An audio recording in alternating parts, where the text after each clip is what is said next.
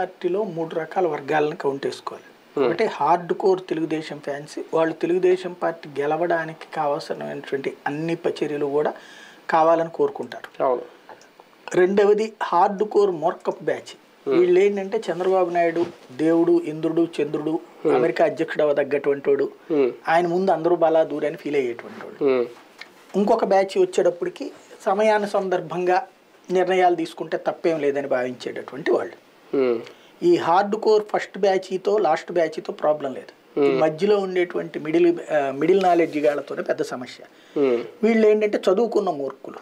వీళ్ళు సోషల్ మీడియాలో వాటిట్లలో వాళ్ళది ఎట్లా ఉంటుందంటే, వాళ్ళు నువ్వు సాఫ్ట్వేర్ ఇంజనీర్ అవుతావు అంటే చంద్రబాబు భిక్ష, లేకపోతే నువ్వు కార్పొరేట్ ఉద్యోగంలో చేస్తున్నాడు చంద్రబాబు భిక్ష. ఇట్లాగా భిక్షతో బ్రతికిన వాళ్ళు. వాళ్ళ అమ్మబాబులు కష్టపడి సంపాదించి ఉంటారు, లేకపోతే వాళ్ళ తాత ముత్తాతల ఆస్తులు అమ్ముకున్నాడు, ఆ ఉద్యోగాలకు వచ్చి ఉంటాడు.